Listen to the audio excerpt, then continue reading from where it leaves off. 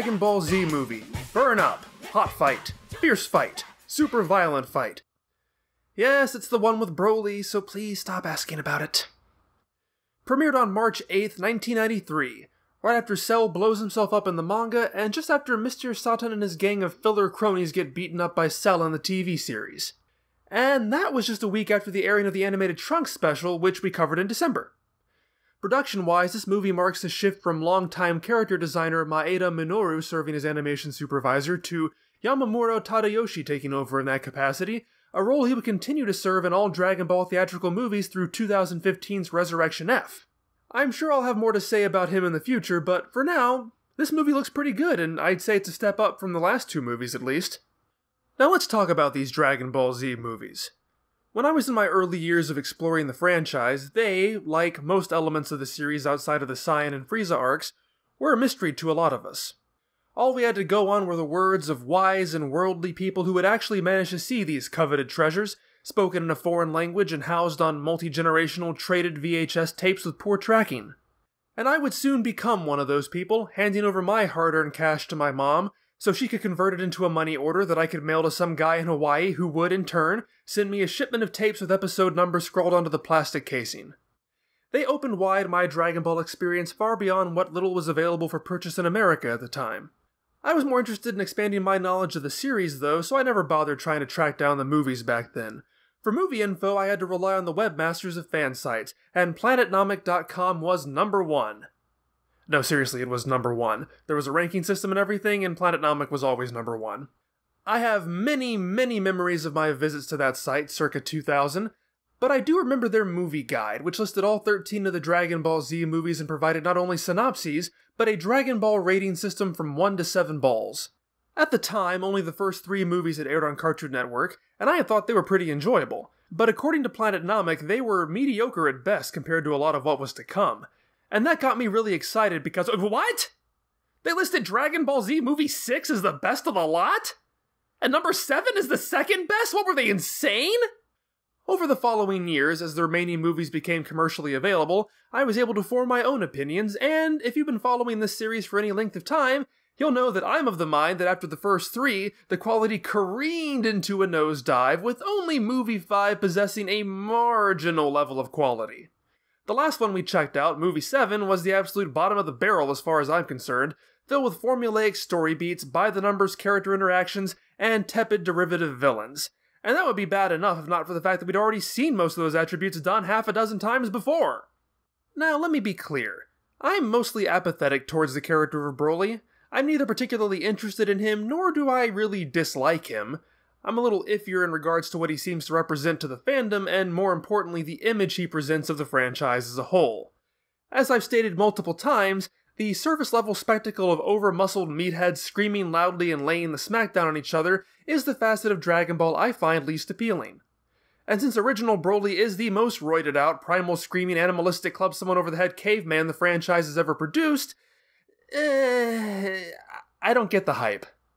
His repeated appearances and vast popularity just encapsulate for me Dragon Ball's decline from an over-the-top pastiche of martial arts movie tropes to a professional wrestling match played completely straight. Sorry if you like professional wrestling, nothing personal. I've learned there's a lot of overlap between those two fandoms. I had a brief pro wrestling phase as well, when I was 3, but it just hasn't really done it for me in the past 3 decades since. And since I know at least one person will think this unless I say otherwise, please do not read anything into Mr. Satan's appearance in this gag. It's nothing more than a visual representation of the point I'm trying to make. You know, because he's a sports combat champion. I am not implying that he is an example of what I'm talking about. All that said though, Movie 8 is a vast improvement over Movie 7. It literally had to be. There's almost no way it could have been any worse. To me, it seems like Koyama Takao, the writer of all the previous Dragon Ball Z movies, realized just what a formulaic hole he'd made for himself, and I'm hoping the audience overall felt the same way. So this one is different, to an extent.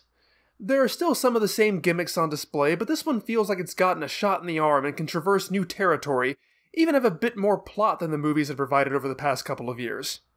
Interrupting the usual relaxation and wacky hijinks that begin these movies is the arrival of a spaceship, filled to the brim with random faceless soldiers claiming fealty to Vegeta. Leading these guys is a Saiyan named Paragus, who states that he has set up a new planet Vegeta for Vegeta to rule over as their king.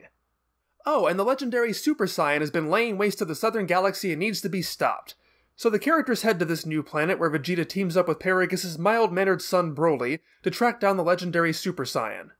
Meanwhile, Goku has already been recruited by Kaio to find out what's been going on in the southern galaxy, which eventually leads him to new Vegeta as well. But when Broly's unyielding instinctual rage towards Goku causes him to break free of Paragus' control and fight, they realize that he was the legendary Super Saiyan all this time. Paragus' whole spiel was a trap to get Vegeta on this planet, which is about to be destroyed by a comet, in order to avenge himself against Vegeta's father, who tried to have both him and Broly killed due to Broly's massive strength posing a threat to King Vegeta's line. So they fight for a very, very, very long time. Vegeta has a massive internal breakdown, but ultimately Goku is able to save the day and get everyone off the planet in the nick of time. Well, it certainly wasn't as easy to summarize the plot as it has been for the last few movies. It's a lot longer than any Dragon Ball film had been up to that time. Every DB movie up to this point had run between 45 minutes and an hour. This one clocks in at a whopping 71 minutes. Okay, yeah, that's still pretty weak for a movie, but by Dragon Ball movie standards, this is the Lord of the Rings. That's definitely a good sign. I remember being excited when I picked up the DVD and read that on the back. Just think of how much awesome storytelling they can pack in with the extra time, right? There are a lot of great ideas here, and the setup is much more complex than, here are some strong guys to fight. Go fight. The history of Paragus and Broli elicits sympathy, and it's understandable why Paragus wants revenge as well as the necessity for keeping his son's power under control. The impetus for the conflict sheds light on the barbarism of Saiyan society, both in its obsession with fighting and even more so on its class system. Being a gifted warrior is all well and good until it threatens those in charge. King Vegeta's reaction to Broli is not dissimilar from Frieza's reaction to the Saiyans. Oh yeah, King Vegeta. This is a little bit out of order, so we haven't been introduced to him yet. Vegeta's father, the King, is mentioned in passing by Frieza in his story arc. The TV series expands on that, presenting a sequence wherein we actually see this character in flashback, leading an unsuccessful coup against Frieza, and he's popped up a couple other times in similar flashbacks and visions. It's no surprise that a movie so focused on Saiyan society includes this character as well. With all of these juicy morsels of information tied into its portrayal of relatively sympathetic villains, it's easy to see why this movie is often well regarded. Unfortunately, there is a problem. To say the revealing of this information stumbles a bit is akin to saying that the Beatles were a mildly successful pop group. I honestly find the movie much more interesting in synopsis than I do actually watching it, and that's largely because a lot of the story beats are backstory. Where did Paragus and Broli come from? What is their relationship? Why does Paragus want revenge? What is his game? Is he on the level? Why is he smirking like that when Vegeta's back is turned? Like with Cell, this story is set up as a mystery, and like with Cell's situation, the writer can't come up with a better way of delivering on said mystery than just having characters vomit exposition. We gotta hurry up and get to the fighting after all! In fact, in some ways, it's actually worse. There are two big info dump scenes in this movie, and the first one is Paragus expositing to himself. He goes into a locked room and proceeds to tell himself everything he already knows. He's not even just imagining these scenarios, he is literally explaining it to himself. That's about as bad as you can get with exposition delivery. The second set he does give to Vegeta, so at least he's telling someone who actually needs to hear the story. But that's still a pretty pedestrian way to deliver it, just monologue it. Also, it's only to Vegeta, so Vegeta is the only character over the course of the entire movie who has the slightest idea what's going on, and since he only got the second half, none of them really knows the whole story. Now, when I complained about Cell blabbing all the details of his backstory, many commented that I wasn't being fair, that just because I thought it should be a mystery doesn't mean that that was the story Toriyama wanted to tell. But I'm not the one saying it should be a mystery, they are! They're the ones setting up the puzzles here! If I go to a restaurant and my server puts a cake in front of me, I expect that I'm going to be able to eat it. Likewise, if a story presents me with a mystery, a series of questions that need answers, which this movie very much does, I don't think I'm asking too much for those answers to be delivered in a satisfying way. The first Coola movie is also a revenge flick, but it's set up in a totally different way. All the answers are laid out from the very beginning, there's no mystery. But in this case, there is, and the entire first half of the movie is dealing with it. As far as the mystery of the legendary Super Saiyan, only Goku gets to actually figure anything out. He follows the trail of battered planets until he gets here, and he's the one who realizes that Broli is who they've been looking for. But even that's thrown into Goku's lap. He figures it out because Broli attacks him while he's sleeping, which gives the entire game away. Forget what Dark Helmet said, good will always triumph because evil is dumb. Now, don't misunderstand me to mean that I'm against the idea that the goals of two villains being out of alignment could cause their plans to go awry. I just think in this case, it leaves very little for the heroes to really figure out. As far as actually investigating goes, Gohan, Trunks, and Krillin get the most to do, although it resolves itself in a fairly ludicrous way. They discover these Shamo inhabitants are being used as slave labor to construct a fake city to fool them. And that whole thing is weird. The planet is named Shamo, but so is the kid, but then again so is Vegeta, but I doubt this kid is either royalty or the strongest, so who knows. Anyway, they fly over these ruins that are being used to give the impression of a sprawling metropolis, then they meet the workers. They fight off the brutal overseers, but then Paragus shows up, clearly aware that this exists, and invites everyone to dinner, and nobody seems to care! Gohan delivers some food to the Shamo, but the characters seem to see no conflict of interest allying themselves with both the downtrodden slaves and their vicious slavers at the same time. It's only immediately after Goku blows the lid off the whole legendary Super Saiyan thing that Trunks and the others show up to point fingers. Oh yeah, there are all these slaves and ruined buildings that we already knew about. Did these scenes get placed out of order or rewritten at the last minute or something? Everybody already knew this stuff, and Paragus knew they knew this stuff and didn't care. Why does it suddenly matter now? When the Shamo are ferried over, they do recognize Broli as the Super Saiyan who laid waste to their planet, so they do corroborate Goku's statement. However, in Trunks' very last scene, he states that Broli couldn't be the legendary Super Saiyan. It is possible that after Goku figured it out, he had them bring the Shamo for a dramatic reveal, but it still doesn't make the rest of it add up to anything other than ignoring pertinent information until it's narratively convenient. To give credit where it's due, though, the way Goku reveals what he knows is done pretty well and very much in keeping with his character. He's not the blank slate, you're the hero guy he was in Movie 6. Tensions are rising, Paragus is trying to keep Vegeta on the planet because this is a day the comet is supposed to comet, but Vegeta is intent on searching for the legendary Super Saiyan.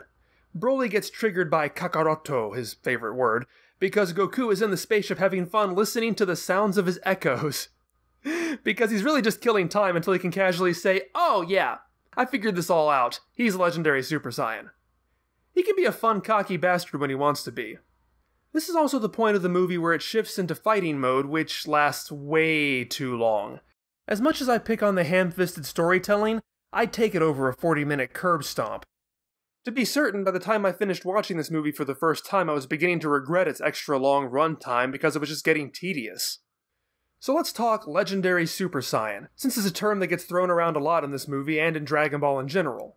That's the whole draw here, that Broli is the Legendary Super Saiyan. It's something we as kids were talking about in awe years before the movie ever came out over here, before Super Saiyan had come out over here. It helped that the toys were released way out of order. There was this character named Broli, and he was not only a Super Saiyan, but he was the legendary Super Saiyan. What does that mean? I don't know. He's really strong. He has this ultra beefy transformation that's not bad like the other really beefy Super Saiyan transformation. The movie doesn't really provide any information on that other than that Broly's power is overflowing, and his battle power was 10,000 when he was an infant. Don't get me wrong, I have no problem with the movie exploring this idea, but the way it's done is just weird, because nobody ever questions this. Oh, they question whether or not Paragus is telling the truth, if the legendary Super Saiyan really is causing trouble, but no one questions the concept, not even Vegeta. The whole legendary Super Saiyan thing came up in the Frieza arc. It's practically synonymous with Super Saiyan in general. When Vegeta sees Goku take out Recoome, he thinks that's what Goku is. The warrior of legend that shows up once every 1,000 years. And then he believes that's what he is. And then eventually Goku transforms into this gold guy and everybody says it's a Super Saiyan. And then other people become Super Saiyans. The term Densetsu no Super Saiyajin is thrown around like candy. The chapter after Goku transforms is literally called that. So then this guy shows up and says that the legendary Super Saiyan is out there, and not a single one of them is ever like, and? What does that mean exactly? How is that different from what we are? Isn't that what we're supposed to be? I suppose it doesn't help that the term is used interchangeably as a label for both the specific transformation as well as the character. And I'm not saying that's a problem, that they shouldn't do a plot where someone is saying, no, he's really the Super Saiyan of legend and you're not. The problem is, that's not what they do. The characters just accept it and nobody treats it like it's a big deal, as if it's something they expected would happen someday. Think of all the times I've talked about how the characters really make a lot of assumptions about what happens to them in regards to their transformations. None of them has anything to go off of, despite the fact that not even Vegeta knows what a Super Saiyan looks like, since he's constantly mistaking himself and Goku for Super Saiyans before it happens. They always seem pretty confident that that's what they are. Wouldn't it have been cool if they actually played with that? For them to be told that they've been wrong this whole time? Even if it was just a lie, it'd be interesting to see them grapple with that idea, particularly Vegeta. What we do have for Vegeta is his complete emotional breakdown once he sees Broli in action. I mean, it's not the first time we've seen Vegeta completely lose his will to fight, but it's still fun to see, especially given where we are in the series right now, where Vegeta has such a self-sabotaging level of confidence. In a way, this feels a bit more like Frieza arc Vegeta, but with a twist. While he wanted to become a Super Saiyan and often believed he was, in that one moment, happy to pass the torch to Goku just as long as it meant Frieza was defeated by a Saiyan. But in this case, the Super Saiyan of legend is someone who is now mopping the floor with all of his allies, and Vegeta can do nothing but stare as he now lives through exactly what he wanted to put his enemies through. I still think it might have worked better had he been reacting to the idea of a legendary Super Saiyan not being him, rather than just accepting that as commonplace, but it's still pretty fun. The one way in which this movie stubbornly clings to the formula is with Piccolo, naturally, who does not show up in this movie until it's time for the prerequisite saving of Gohan moment. This one seems particularly forced. Broly has everyone's back to a wall, and then out of nowhere, he decides to attack Gohan specifically. I guess just so Piccolo will have a reason to show up. To another planet. At least in movie 6 he came with them. Here he just brought his own spaceship. That he has. Somehow. And he knew about this because he heard Kaio talking, apparently. Okay. Well, I mean, there is precedent. I guess Kaio really needs a more secure channel. That done, he goes and drags Vegeta back to the fight, and that's pretty much his thing for the movie. Now that Vegeta has been returned to the battle, he becomes a Final Fantasy villain by spouting lines like, "Why do you fight, even when you know you can't win?" That's my second Final Fantasy reference in a Dragon Ball Z movie review in a row. If I do 3, I get a free ice cream. He finally overcomes his paralysis, because I guess we've reached that point in the movie where it needs to happen. Really, the reason the movie gives is that if these peasants can fight, then he has no excuse not to.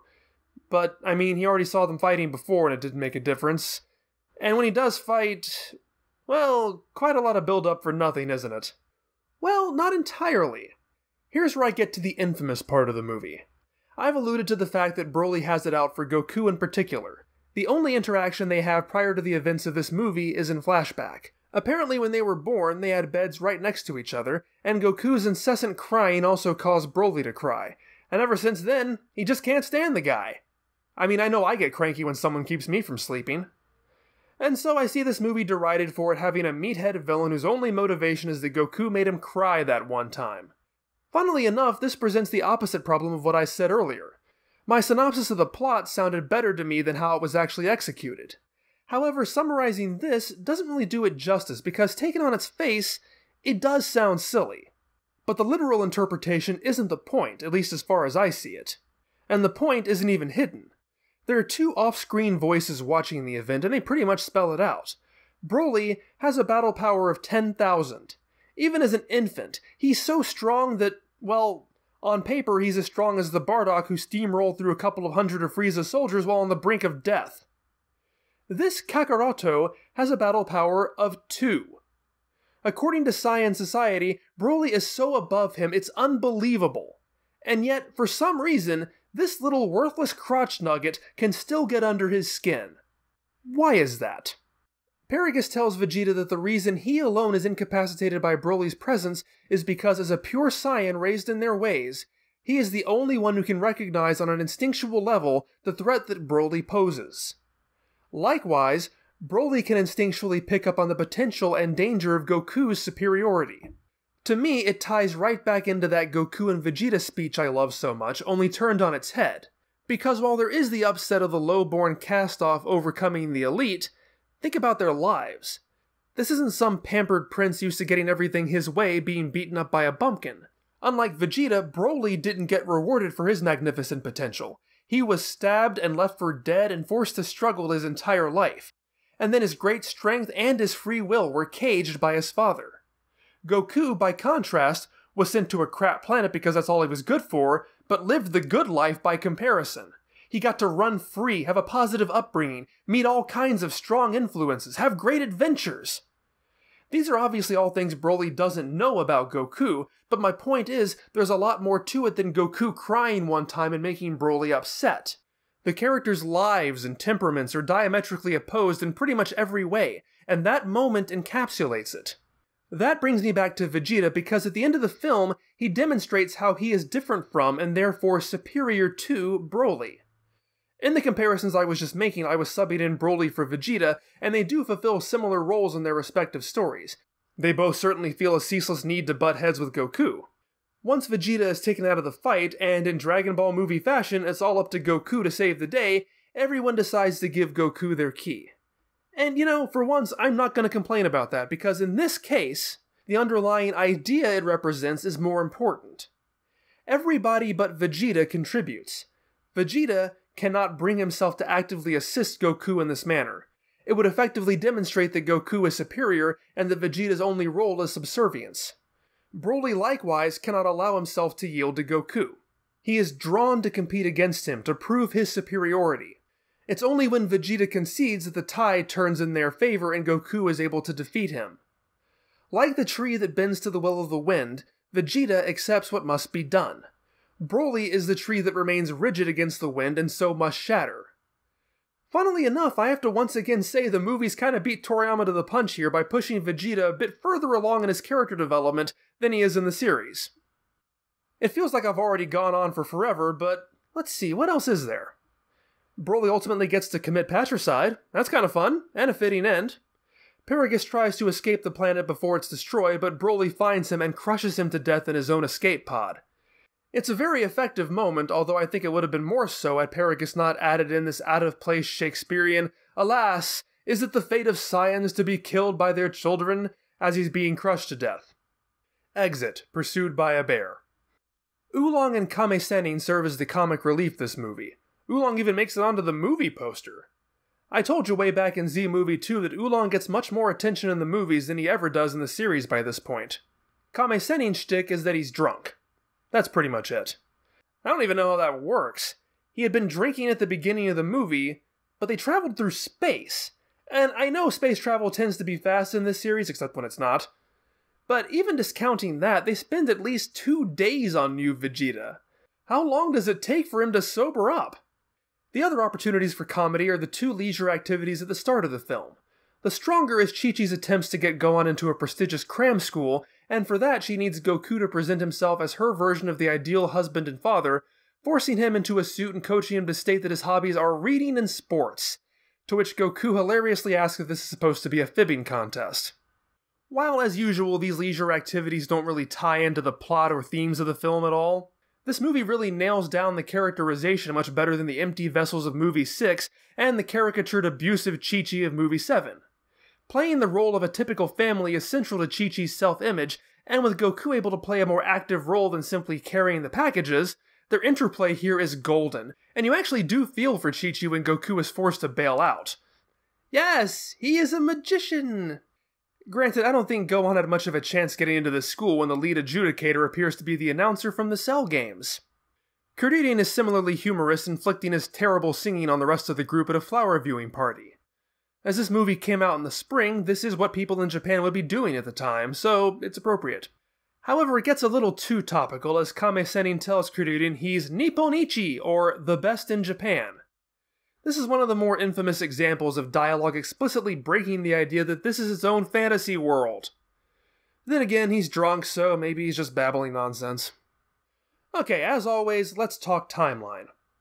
Like with Movie 6, Daizenshuu 6 attempts to slot this in during the days of peace leading up to the Cell games. Boy, given 2 separate jaunts into outer space, not to mention the various filler adventures the animated series already adds, as well as the actual events the manga already establishes, and the fact that a handful of characters are supposed to be taking turns in the Room of Spirit and Time, that is one packed week and a half. Given that this movie presents character designs more in keeping with the latter half of the Cell arc, this one works slightly better in that context.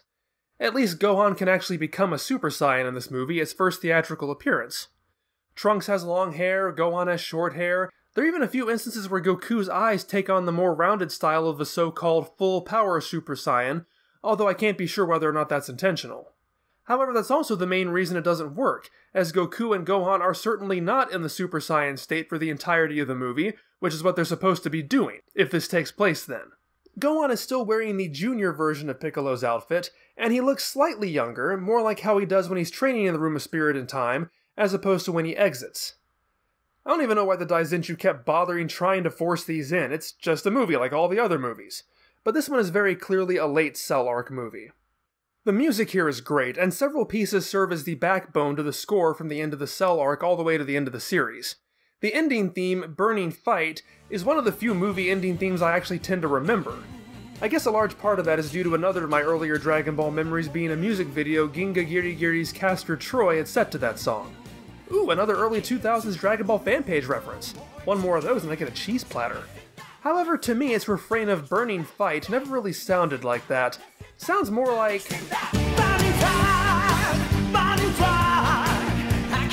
So that, finally, is Dragon Ball Z Movie 8. I had no idea this would go on for so long. There really is a surprising amount to say about this movie, and I still think I could say more. For better or worse, this won't be the last time we'll be talking about Broli, so I'll get more chances. It is interesting that both this movie and last year's Broli redo movie both followed the least creative, most formulaic movies of their respective eras, and as such, couldn't help but look significantly better by comparison. But leaving it at that is selling this a bit short. While this film does stumble quite a bit in its attempts at storytelling, it is at least attempting to tell a story. There is certainly a lot of effort on display, and much of it succeeds. Its strong characterization and relatively deep interpersonal conflict make its failings much easier to forgive. And the legacy of this movie is perhaps more far-reaching than any other Dragon Ball movie. That's a pretty impressive feat for a broccoli and an asparagus. So while I wouldn't necessarily agree with PlanetNomic.com's ratings that this is one of the better movies of the franchise, it's definitely better than I gave it credit for. Next time, we return to our look at the Cell arc. And even though the Cell games are beginning to wrap up, there's still a lot more to cover, so while next time is part 17, I don't think I'm going to be able to quite finish up in that episode. But I don't think it'll be more than 2. I guess we'll find out together. See you there!